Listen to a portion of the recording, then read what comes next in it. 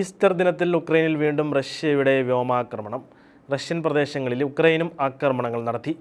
ഉക്രൈനിലെ ഊർജ്ജാടിസ്ഥാന സംവിധാനങ്ങളും പ്രകൃതിവാതക വ്യവസായവും ലക്ഷ്യം വെച്ചായിരുന്നു റഷ്യയുടെ ആക്രമണമെന്ന് റിപ്പോർട്ടുകൾ വ്യക്തമാക്കുന്നു. ഇത് പ്രതിരോധ വ്യവസായ സംരംഭങ്ങളിലെ പ്രവർത്തനങ്ങൾക്ക് തടസ്സങ്ങൾ സൃഷ്ടിച്ചു.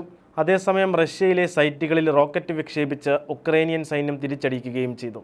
റഷ്യയുടെ പ്രതിരോധ മന്ത്രാലയം പറയുന്നതനുസരിച്ച് ഉയർന്ന കൃത്യതയിലുള്ള ദീർഘദൂര വ്യോമാധിഷ്ഠിത ആയുധങ്ങളും ഡ്രോണുകളും ഉപയോഗിച്ച് ആക്രമണങ്ങൾ നടത്തിയത്. ആക്രമണത്തിനിടെ ഗണ്യമായ എണ്ണം റഷ്യൻ മിസൈലുകളും ഡ്രോണുകളും തടഞ്ഞതായി ഉക്രൈൻ്റെ വ്യോമസേന റിപ്പോർട്ട് ചെയ്തുവെങ്കിലും ഉക്രൈന് അനന്തരഫലങ്ങൾ നേരിടേണ്ടി വന്നു. ഉക്രൈനിലെ ഒഡേസ മേഖലയിലെ ഊർജ്ജ കേന്ദ്രത്തിൽ തകർന്ന റഷ്യൻ ഡ്രോൺ തീപിടുത്തത്തിന് ഇടയാക്കുകയും ആയിരക്കണക്കിന് ആളുകൾക്ക് വൈദ്യുതിയില്ലാത്ത അവസ്ഥയ്ക്ക് കാരണമാവുകയും ചെയ്തു.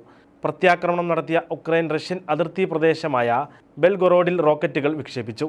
റഷ്യൻ സൈന്യം നടത്തിയ കൂട്ടക്കൊലയിൽ നശിപ്പിക്കപ്പെട്ട നഗരമായ ബുച്ചയുടെ വിമോചനത്തിൻ്റെ 2ാം വാർഷികം ഉക്രൈൻ അനുസ്മരിക്കുന്ന വേളയിലാണ് ഈ സംഭവങ്ങൾ അരങ്ങേറിയത്.